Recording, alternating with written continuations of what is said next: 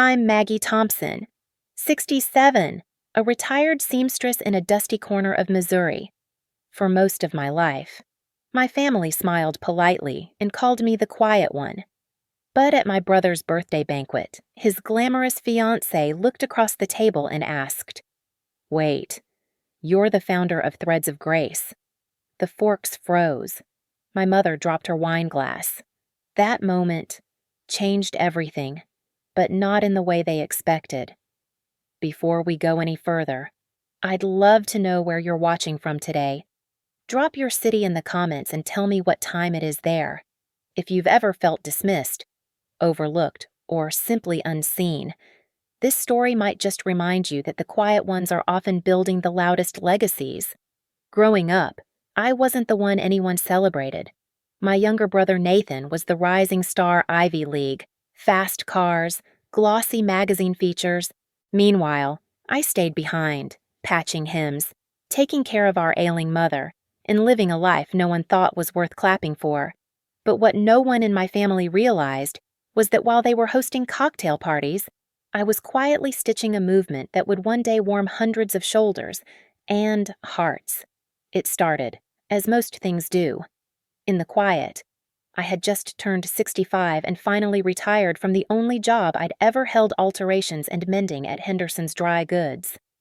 Nothing glamorous, mostly hemming pants for farmers and patching school uniforms no one else would bother fixing. After Mama passed, the house felt unbearably silent. I didn't know what to do with all that time, or all that grief. One morning, I found a small, torn coat on our church's donation bench, a child's coat, missing a sleeve. Someone had left a note. "If anyone can fix this, please do." I brought it home. Didn't even think twice. I stitched it slowly, carefully, then returned it to the bench with a smile. No one ever said thank you. But a week later, there were 3 more coats waiting. That was the first time in years I felt needed. Not just useful, needed. I didn't tell anyone I was doing it. Each time I returned to that bench, there'd be something new: a pair of overalls with one strap hanging loose, a baby blanket worn thin, a backpack with a busted zipper. I took them all, quietly, like a ritual between me and the early morning air. There was something healing in the rhythm of it, the hum of the old Singer machine, the warmth of soft flannel under my hands, the way a simple stitch could give something forgotten a second chance. I began leaving little notes in the pockets. Still good, still strong, still yours. At night, I'd sit by the window holding a cup of tea, watching the town sleep, and for the first time in a long while, I didn't feel like a leftover. I felt like part of something again. It wasn't much, but it was mine. And somehow, that was enough. It wasn't long before someone noticed. Mrs. Carter, the pastor's wife, caught me one morning tucking a mended baby onesie into the bin. She didn't say much at first, just gave me that kind of look older women give each other when words aren't needed. The next Sunday, she slipped a folded note into my palm after service. It read, "Your hands are doing holy work. Don't stop." That one sentence stirred something in me. I hadn't thought of my sewing that way, as service, as sacred. But from that day on, the requests started to shift. People began leaving little envelopes with their garments. Not money, just stories. My son wore this to his first day of school. "This blanket belonged to my late husband. I was going to throw this away, but I thought maybe you'd see something worth saving." And the truth was, I always did. I started setting aside a corner of my living room, just a small table, a better lamp, and bins labeled to fix, needs buttons, almost there. By the end of that first month, the piles grew faster than I expected. I'd wake up to small bags hanging from my porch railing, each one carrying a piece of someone's life. So I made a decision. I painted a wooden sign from an old cabinet door and nailed it right above my front steps. "Threads of Grace. If it matters to you, it matters to me." I didn't advertise, didn't post it online, but word spread as kindness tends to do. By the second month, strangers started knocking. Some brought clothes, others just wanted to sit, to talk, to leave a memory in fabric. And every evening, I'd sew not for money, not for praise, but because it felt like I was stitching dignity back into people's lives. One chilly morning in late October, I opened the front door to find a letter taped beneath my threads of gray sign. It wasn't from a neighbor. It was from the city. A formal notice stamped in cold informing me that operating an unregistered business, even for charity, could violate zoning codes. My hands trembled as I read the lines again and again.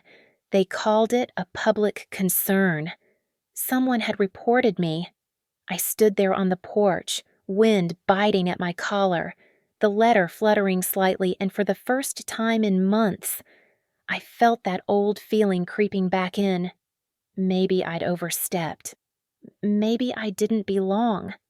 Inside, the sewing machine sat silent, a pair of tiny mittens still half-stitched. I sat down beside it, unsure what to do, unsure if grace alone was enough to keep this going. For days. I didn't touch the sewing machine.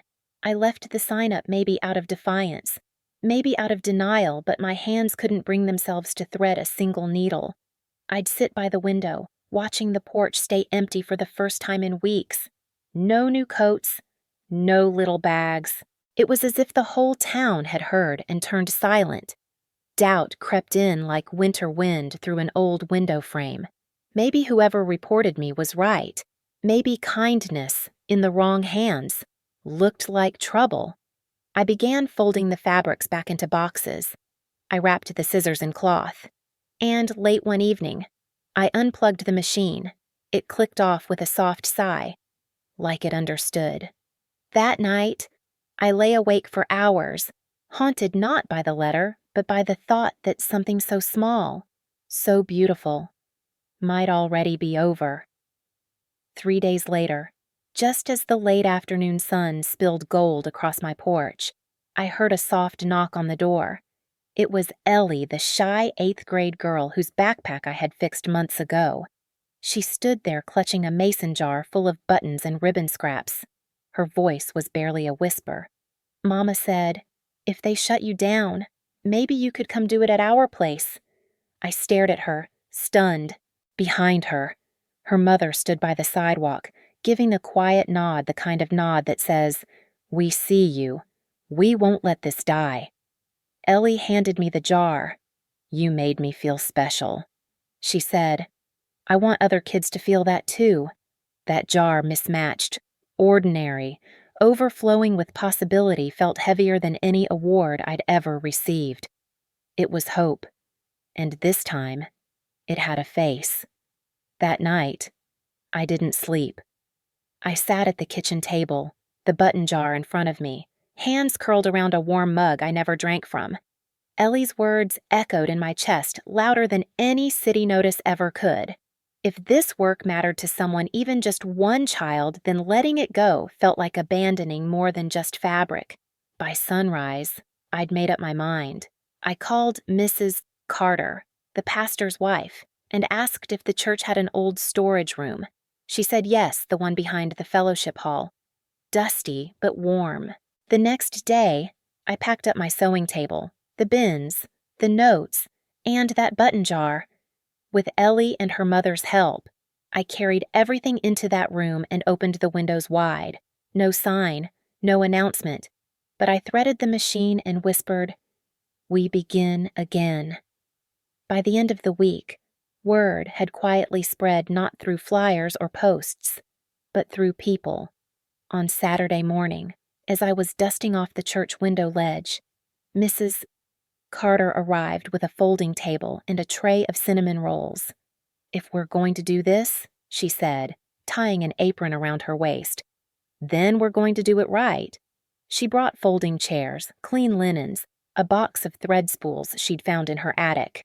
She even dug out a chalkboard from Sunday school storage and wrote in looping cursive community mending room, "All are welcome." By lunchtime, another neighbor showed up, Mr. Alvin, the retired postman with a toolbox and an offer to fix the flickering light. Then, two teenage girls dropped off bags of clothes from their school's lost and found. I looked around the room and thought, this isn't just a sewing space anymore. It's becoming a place to belong. Mrs. Carter and I quickly settled into a rhythm, one that felt both familiar and entirely new. She handled the people. I handled the stitches. Every morning, she'd unlock the church doors, set out fresh tea, and greet anyone who walked in, no judgment, no questions. I'd sit at the sewing table, fingers already dancing with thread, listening quietly to the hum of new stories entering the room. But it wasn't all smooth. We had no storage, so fabric and clothes piled up quickly. Some days, the church's youth group forgot we were using the room and shuffled in mid-session. Once, a woman came in angry, said we were glorifying poverty by fixing rags instead of helping people move up. That one stung, but Mrs. Carter squeezed my hand under the table and whispered, "Fixing what's torn. That's not glorifying poverty. It's honoring survival." And so, we kept going, even when space was tight, even when doubt crept in. A week later, the resistance took a clearer shape, and a familiar one at that. It came in the form of Deacon Merrill. Tall, stiff-collared, always impeccably dressed. He had chaired the church's property committee for over 20 years. I'd barely exchanged 10 words with him in all my life. But now, he had a lot to say. He stood in the doorway of our little sewing room, arms crossed, brow furrowed. "This was never meant to be a workshop," he said flatly. "Liability issues? Storage violations. Not to mention, this isn't in the budget." He wasn't unkind, but he was cold, the kind of cold that doesn't need raised voices to sting. Mrs. Carter tried to reason, but I saw it in his eyes. To him, this room was clutter, chaos, a disruption. And I was just a woman with a needle, trying to patch more than clothes. A few days after Deacon Merrill's visit, I made a mistake. In my rush to finish a winter coat for a mother of 3, her only warm layer for the season, I left the iron on too long. I had meant to press a seam, but got distracted helping Ellie sort buttons. By the time I smelled the smoke, it was too late. The fabric scorched, curling in on itself like a dried leaf. The room filled with that sharp, sour scent of burned wool. Mrs. Carter rushed in with a fan, but the damage was done. Later that evening, Deacon Merrill came by, holding the coat like evidence. "This," he said, voice tight, "is exactly why we have policies." He filed a formal complaint with the church board the next day, for the first time since I'd begun stitching hope back into broken things. I wondered if maybe I'd ruined everything with one careless burn. Word traveled fast, faster than I could have imagined. By Sunday, whispers filled the church pews. I caught fragments in the hallway. She nearly started a fire. That room was always a hazard. Should have stayed retired. But what pierced deepest came not from strangers.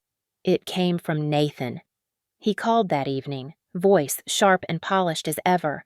"Mom told me about your sewing crusade, and now I hear it's under review for safety violations. Maggie, what are you doing?" I tried to explain the kids, the families, the coats. He sighed. "You've always had a good heart, but maybe it's time to accept limits." That word limits hung in the air like a verdict. Suddenly, it felt like everything I'd built was on trial, not just by the church board, but by the very people who had once said I'd never build anything at all. That night, after Nathan hung up, I pulled down an old box from the top shelf of my hall closet. Inside, yellowed newspaper clippings, a faded photograph of a younger me holding a diploma I never used, and at the very bottom, a tiny hand-sewn dress. I hadn't touched it in decades. It was for Lily, my daughter, stillborn, 39 years ago this winter. She came too early, too small, too quiet, No one ever talked about her, not even Mama. I was told to move on, to try again, to be grateful I was still young. But I never did try again. Instead, I started sewing, first for other children, then for silence, then for survival. Holding that dress, I whispered her name, just once, and for the first time in years, I realized maybe this whole room wasn't just about helping others. Maybe it was how I'd been trying to hold on to her. The next morning, I stood in the middle of the sewing room, that tiny dress folded neatly in my pocket. Everything looked the same, the soft piles of cloth, the faded chalkboard, the sound of the radiator humming faintly in the corner. But inside me, something had shifted. I kept asking myself the same question. Was this really for them? Or was it just for me? Had I created all this just to patch up a grief I never let myself grieve? Was I helping or hiding? I watched Ellie come in, chatting excitedly with Mrs. Carter, holding a bundle of socks. I smiled, but it didn't reach all the way. Doubt crept in like a draft under the door. What if Deacon Merrill was right? What if Nathan was right? What if kindness wasn't enough? What if I wasn't enough? For the first time since I began this journey, I wasn't sure if I deserved to keep going. That afternoon, I sat at the end of the sewing table, fingers tracing the worn grooves on the wooden edge. The room was quiet. Ellie had gone. Mrs. Carter was at a hospital visit, and the sun cast long shadows across the floor. In front of me lay two things: a folded letter from the church board requesting a formal meeting, and the little dress. I stared at both for a long time. If I stepped back now, maybe things would return to order. No more scrutiny, no more raised eyebrows. I could take my machine home, go back to the silence. But then again, what about the kids with missing buttons, the mothers with nothing warm to wrap their babies in, the look in Ellie's eyes every time she walked in? I closed my eyes, and there, in the quiet, I asked myself, do I want peace or purpose? The answer wasn't simple, but I knew I had to choose. I went to the church board meeting with my shoulders squared and the little dress tucked in my coat pocket, not as proof, just as a reminder of why I started. They listened politely. Deacon Merrill read off safety clauses like scripture. A younger board member suggested, kindly but firmly, that perhaps I could continue sewing, just not on church property. Liability. Space conflicts. No formal approval. Mrs.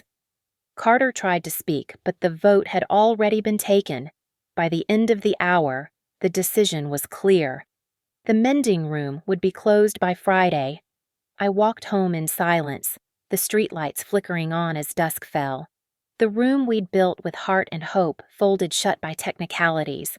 No one yelled, no one cried, but something in me felt quietly dismantled. It wasn't just fabric they were boxing up. It was a piece of the life I'd finally begun to believe I was allowed to live. The day before I was supposed to pack up, I returned to the sewing room alone. I swept the floor, folded the linens, turned over the little chalkboard that once read, "All are welcome," and then, tucked beneath a pincushion, I found a small envelope with my name scrawled in crooked letters. Inside was a drawing crayons on notebook paper, a stick figure woman with gray hair, sitting beside a sewing machine, surrounded by smiling kids. At the bottom, in shaky handwriting, "You fixed my jacket and made me brave." No name, no return address. Just that. I stood there, paper in hand, breath caught in my throat. They could close the room, lock the doors, but they couldn't erase what it had meant, what I had meant. That night, for the first time in weeks, I threaded my machine again, not to reopen, not to resist, but to remember who I was before anyone ever tried to tell me otherwise. The following morning, just as I was folding the last of the donated quilts into boxes, Mrs. Carter burst through the door, cheeks flushed, eyes shining. "Maggie, you need to see this." She handed me her phone. On the screen was a local news headline: "Seamstress of Grace, the woman behind quiet acts of repair." Apparently, a college student who had volunteered once I barely remembered her had written a heartfelt piece for her journalism class. Her professor shared it. Then the mayor's office reposted it. Overnight, the story had gone viral across town. Hundreds of shares, dozens of comments, messages from people asking how to help, where to donate, how to bring threads of grace to their own communities. I stared at the screen, stunned. Mrs. Carter grinned. "You didn't build a room, Maggie. You built something people don't want to lose." And for the first time since the closure, I believed her. That evening, I did something I never thought I'd do. I logged onto Facebook. My old account still had a profile picture of me and Mama from 2009, and I wrote a post. Simple, honest. For those who've asked, yes, Threads of Grace was real. We fixed what others threw away. We listened, we stitched, we stayed. The room may be closed, but the need isn't. So if you have space as supplies or simply time, let's build something better. Together. I hit post before I could overthink it. Within minutes, comments poured in. Offers of storefront basements, retired machines, fabric donations, volunteer hours, messages from single moms, school teachers, even an out-of-town woman who said, "Your story reminded me of my grandmother." I sat back, hand over my heart. The mending room was gone. But what it stood for, it was just beginning. A few days later, Mrs. Carter invited me over for tea. We sat on her porch, the late autumn breeze curling through the screen door. She poured chamomile and held my hands, her fingers gentler than I remembered. "I've been offered a 6-month mission program in Georgia," she said softly. "It's something I've wanted to do for years, but I didn't think I was still needed somewhere else." I stared at her, heart both proud and aching. She was the first person to believe in me, the one who opened the church room without questions. Her absence would leave a space no chalkboard or spool of thread could fill. "You don't need me anymore," she smiled. "You became more than the room. You became the reason people kept showing up." We hugged for a long time, and when she left the next morning, I stood on the steps and whispered, "Thank you for lending me your courage when I didn't have my own." The very next week, just as we were finalizing plans to move Threads of Grace into a donated storefront on Elm Street, I received another envelope, no return address, just crisp paper and careful wording. It was from Deacon Merrill. This time, the letter wasn't about fire hazards or zoning codes. It was a formal petition signed by 6 church board members urging the congregation to distance itself from unauthorized outreach operating under the church's prior association. "Your personal efforts are admirable," it read, "but should not reflect or imply alignment with First Parish Church." In short, they wanted to erase the memory of the mending room. Not just shut it down, but strip its roots from the church walls entirely. It wasn't legal. It wasn't loud, but it stung deeper than any closure, because what they were really trying to say was this: we never believed this mattered, and we still don't. That night, I sat alone in the empty storefront, the future home of Threads of Grace, lights off, the only sound coming from the tick of an old wall clock. The petition lay on the counter beside me, unsigned, but loud in its silence. They didn't just want me to stop sewing. They wanted me to disappear. To them, all of it, the kids, the warmth, the second chances stitched into torn seams, was just a nuisance, an inconvenience, an embarrassment. And suddenly, the weight of every doubt I'd buried came surging back. Maybe they were right. Maybe I was just a lonely old woman clinging to scraps of fabric and ghosts of grief. Maybe this wasn't legacy, just stubbornness. My hands trembled in my lap. For the first time in a long while, I didn't feel like a founder, or a helper, or even a neighbor. I just felt small. Just as I was reaching for the lights to leave, the bell above the storefront door jingled softly. I turned, expecting wind, but instead, Ellie stepped in, clutching something against her chest. Without a word, she walked up and handed me a small, hand-bound notebook. On the cover, in careful pencil strokes, things Maggie fixed. Inside were pages filled with short notes, scribbled drawings, and shaky sentences. Dozens of them. She fixed my backpack and I didn't get laughed at. She fixed my coat and I felt like a superhero. She fixed my mom's smile. I couldn't speak. Ellie looked up, voice steady. They can say whatever they want, but you fixed more than clothes. Miss Maggie, you fixed us. My throat tightened.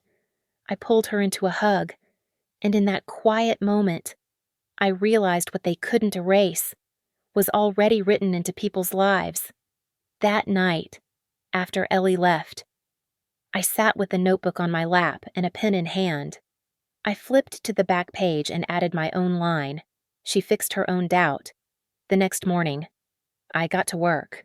I reached out to every person who had ever left a thank you note, dropped off fabric, or volunteered even just once. I wrote them personal letters, not asking for help, but inviting them to be part of something bigger. Mrs. Carter, though away, forwarded me contact lists. Ellie created a new page called The Grace Circle. Within hours, people started replying, "I'm in. What do you need? How can I help?" Fabric arrived in boxes. A retired teacher offered to host sewing classes. A local cafe printed flyers with our mission. What started as a whisper was becoming a chorus. A week later, the church hosted its quarterly town forum open mic, open topics. I hadn't spoken at one in years, maybe ever. But that night, I stood up from the third pew, walked slowly to the front, and faced the podium with trembling hands and steady purpose. I'm Maggie Thompson. I began. Some of you know me from the sewing room. Some of you don't. But all of you live in this town, and this town lives in what we choose to repair or let fall apart. I didn't speak long, just 5 minutes. But I read from Ellie's notebook.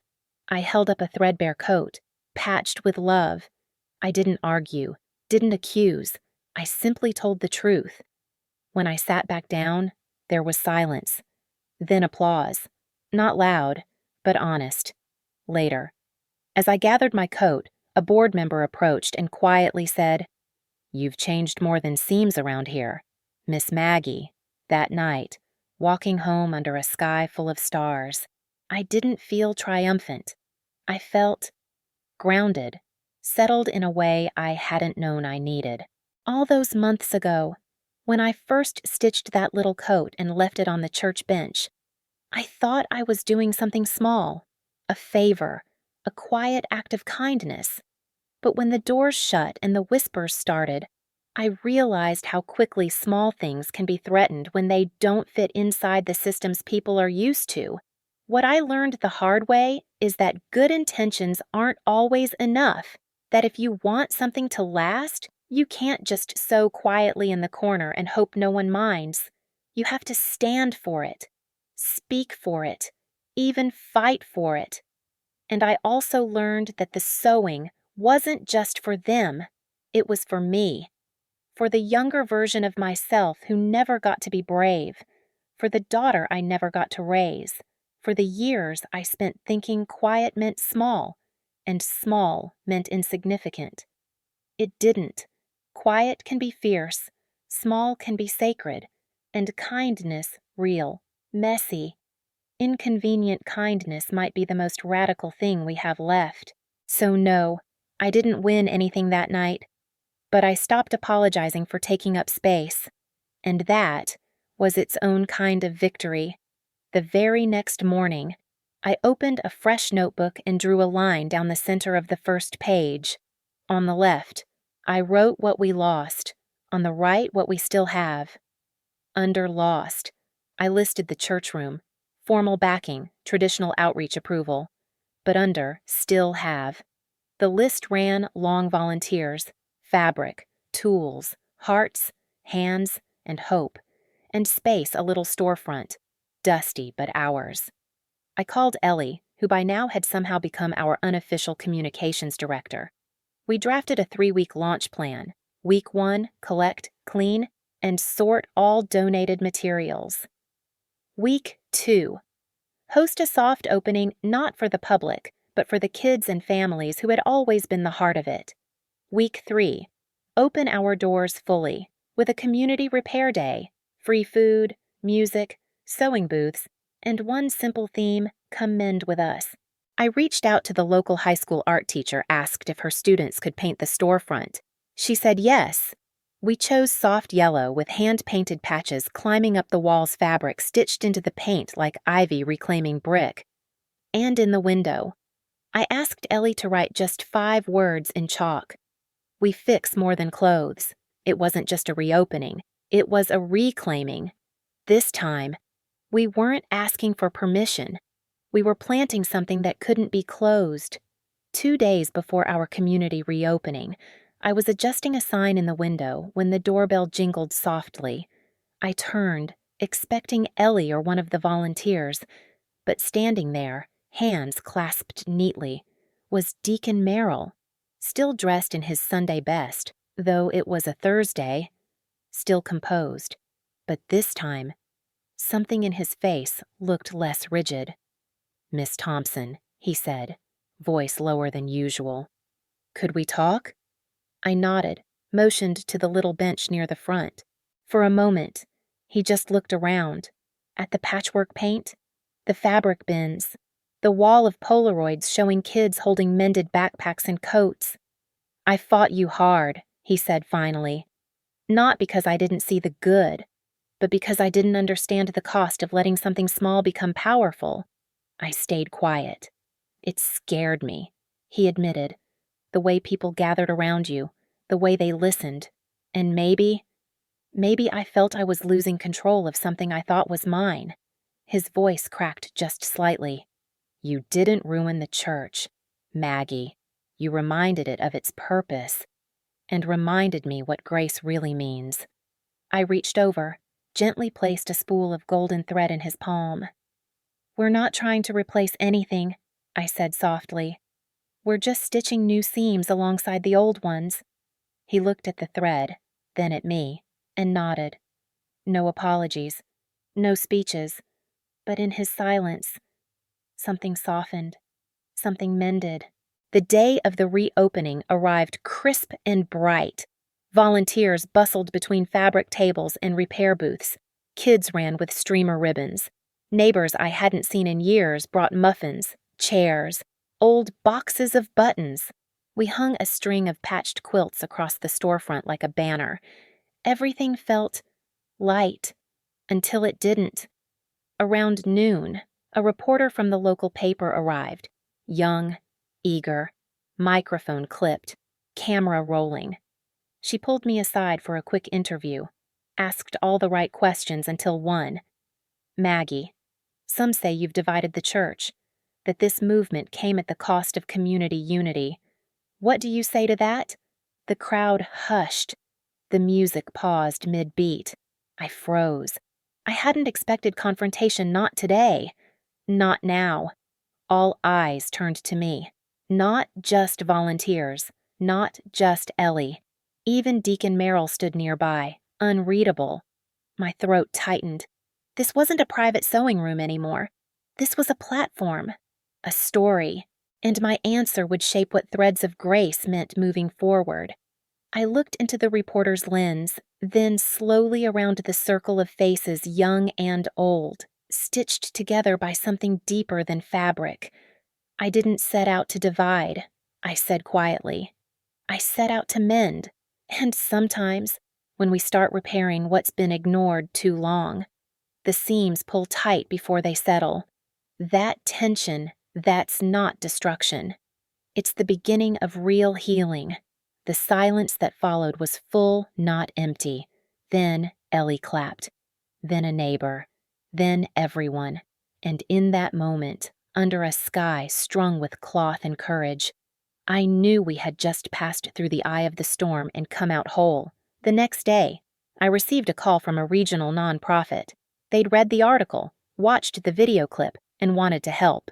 Funding, publicity, maybe even franchise opportunities. They spoke in fast, excited tones, partnerships, branding, expansion into other towns. For a moment, my heart soared. Threads of grace, everywhere. But as the conversation continued, something started to knot in my stomach. They mentioned logos, uniforms, standardization. We'd streamline the message. They said, make it scalable. Then came the line that stopped me cold. Of course, we'd need to retire the name. Threads of Grace is a bit too spiritual. We'd prefer something more inclusive. I didn't answer right away, just stared at the sunlight filtering through my sewing room window, falling on that hand-painted phrase, "We fix more than clothes." Later that evening, I gathered Ellie and the team. I told them everything. It's a good offer, I admitted. It could help a lot of people, but it would also erase the heart of who we are, not just the name. But the why. Ellie looked at me and said, "Then we already know our answer." We turned it down. No ribbon cutting, no TV segment, no fast funding. We chose to stay small, personal, messy. And in doing so, we gave up the spotlight to keep the soul. It was the hardest yes to a no I've ever spoken, but it was also the most honest. A few days after we declined the nonprofit's offer, I was restocking thread spools when I heard that now familiar jingle of the doorbell. Deacon Merrill stood there again, no clipboard this time, no crisp letter, just his usual jacket and a brown paper bag in hand.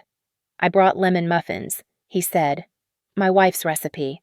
I figured peace offerings work better when warm." I smiled cautiously. We sat near the front window. Silence hung between us, not uncomfortable, but heavy with everything unspoken.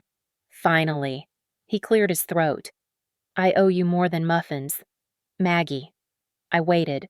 You know, my wife passed 2 years ago. Cancer. Quick.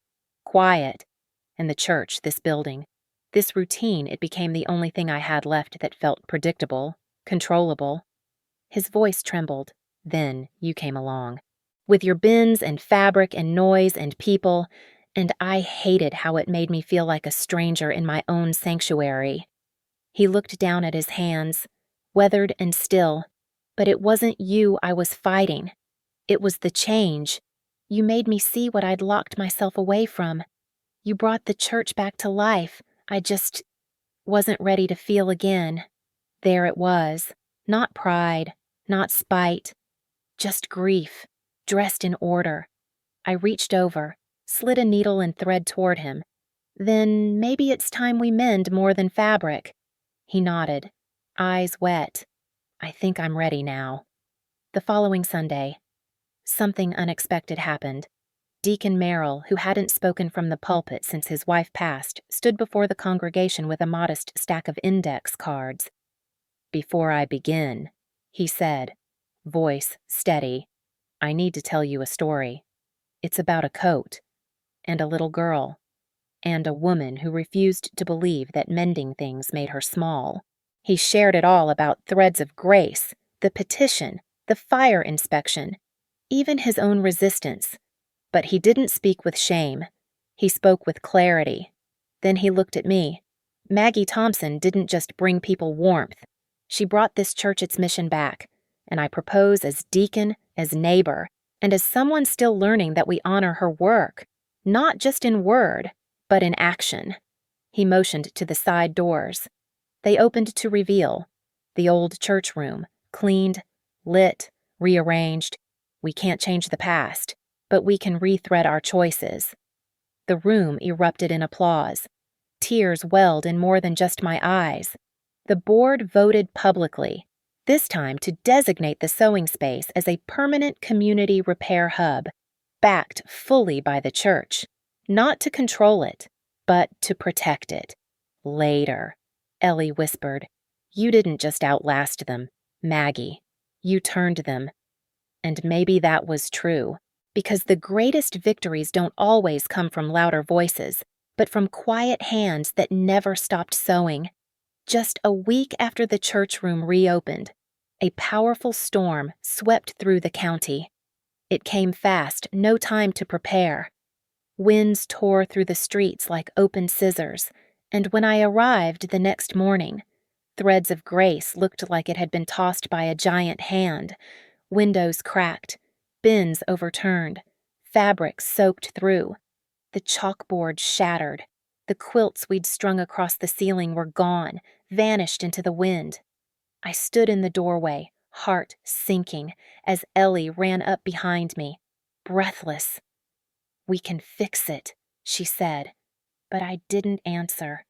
For a brief moment, the old voice crept in. Maybe this is the sign to stop. Maybe I've pushed my luck far enough. But then, the doorbell jingled, and another, and another.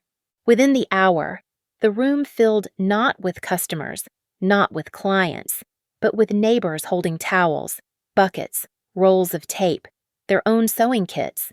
The two teenagers who'd once labeled the bins were already drying fabric in the sun. Deacon Merrill arrived with plywood. Someone from the local hardware store brought free paint.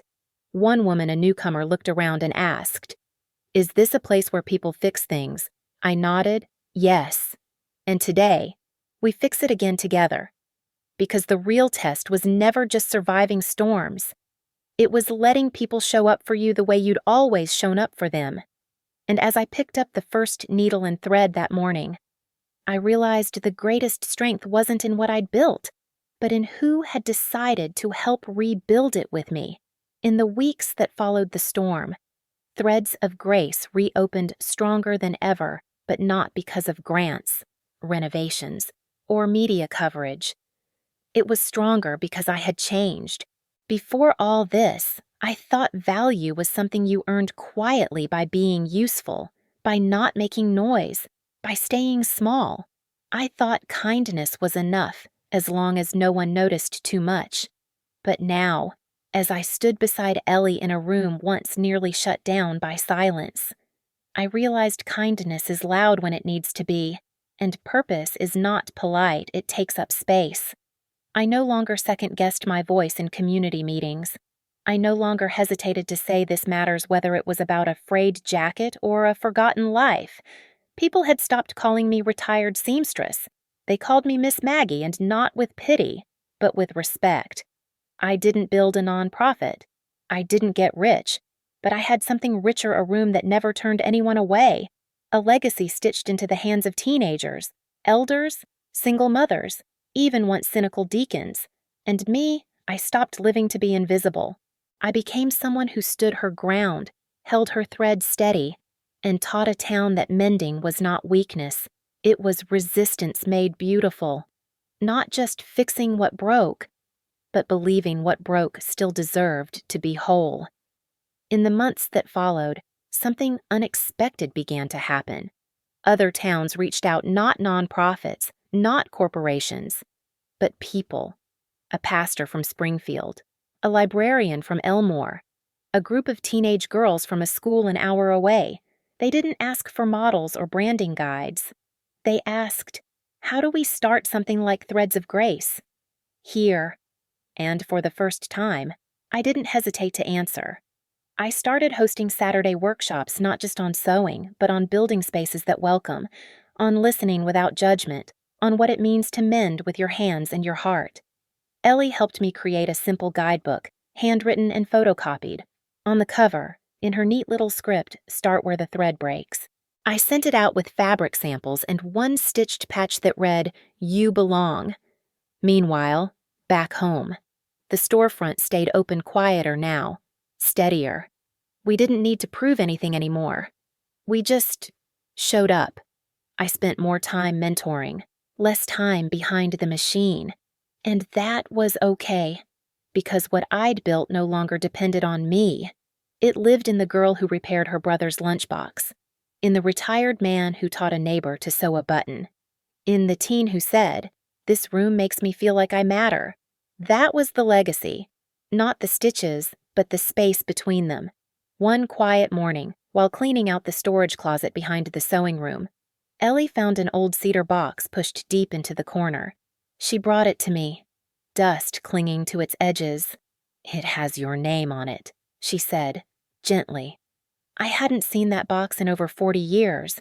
Inside were remnants of another life, a baby bonnet, still pristine, a hospital bracelet with faded lettering, Lily Thompson, born sleeping, a letter I wrote to her once, never mailed, never read aloud.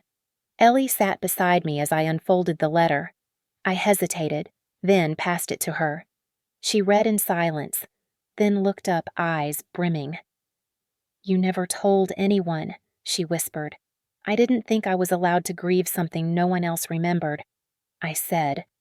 But threads of grace started with her. Every stitch I made was me telling her she mattered. We placed the bonnet in a small frame and hung it by the entrance. No explanation. Just a plaque that read, "In memory of all that was loved quietly." Later that week, Ellie created a corner in the room called the Remembering Table. People began bringing tokens: a photo, a handkerchief, a story written on the back of a grocery list. Each item whispered the same thing: I was here. I mattered. And just like that, the final thread of my silence found its place. Not hidden, not ashamed, just part of the fabric. Sitting beside the Remembering Table one quiet afternoon, I found myself watching the light fall across the framed bonnet. It didn't make me cry anymore. It didn't ache. It felt settled. And in that stillness, I realized something I wish I'd known decades earlier. Grief doesn't make you broken. It makes you capable of seeing what needs mending in others and in yourself. For most of my life, I thought silence meant strength, that being useful was more important than being seen. That invisibility was the price you paid for not being a burden. But I've learned this. You don't have to disappear to be kind. You don't have to shrink to matter. And sometimes, the softest voice in the room can carry the most weight simply because it chooses to speak with care.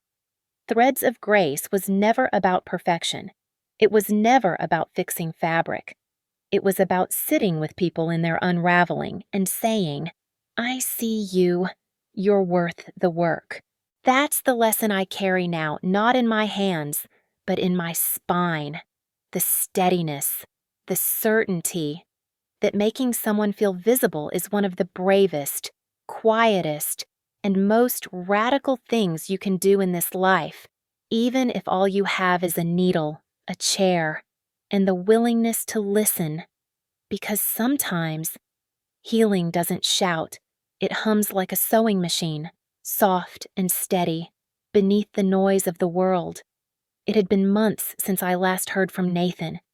He hadn't visited the storefront, hadn't commented on the article, hadn't reached out when Threads of Grace was nearly shut down. So when I saw his name on my caller ID one Sunday afternoon, I paused, then answered. "Hi, Maggie?" he said. His voice sounded older, softer. I read the piece Ellie wrote, the one about Lily. I didn't know. I nodded, even though he couldn't see me.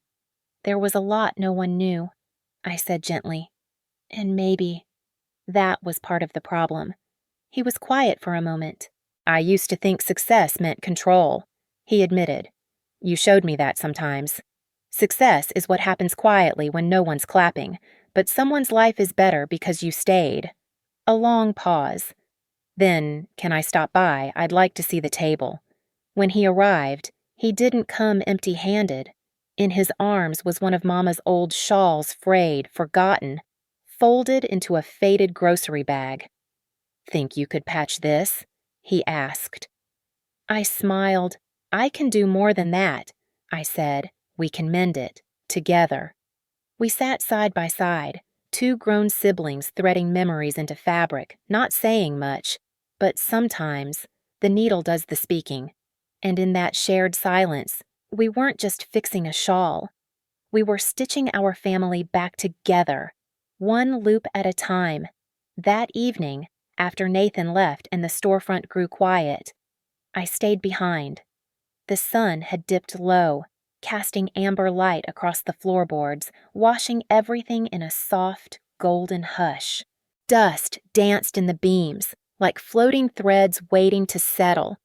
I moved to the back corner, where my old Singer machine sat, the same one I'd nearly packed away a dozen times over. On the table beside it was a jar, Ellie's idea. She'd labeled it "Loose Threads People Leave Behind." Inside were bits of string, buttons without pairs, tiny swatches of color. I reached in and pulled out a frayed red thread. Just one, barely long enough to loop around a finger. But I held it there for a moment, then tied it into a tiny knot and pinned it to the wall beside the window, not hidden, not centered, just there, a reminder that not everything unfinished is lost, and not everything broken needs to be made perfect. Sometimes, just holding the thread is enough. Before locking up, I flipped the chalkboard by the entrance one last time and wrote a single sentence: "Leave a thread. Someone will carry it forward." Then I turned off the lights, stepped out into the evening air, and closed the door behind me, not with sadness, not even with pride, but with peace. Because this story didn't need a grand finale. It just needed to be sewn all the way through. If you've ever felt like the quiet one on the sidelines, always giving, always fixing, without anyone really noticing, then I hope this story reminds you of something simple and powerful. Kindness done in silence can still change everything. You don't need applause to have worth. You just need a thread and the courage to begin stitching things back together, one piece at a time. And what about you? Have you ever mended something for someone, a heart, a memory, a moment without anyone knowing it was you? I'd love for you to share your story in the comments. And if this journey spoke to something inside you, please like, subscribe, and pass it on to someone who might need a gentle reminder of their own quiet strength. Because sometimes all it takes is one person who sees what's torn and believes it's still worth mending. Thank you for staying with me till the end. I'll see you in the next chapter of the story, where there's always another thread waiting to be held.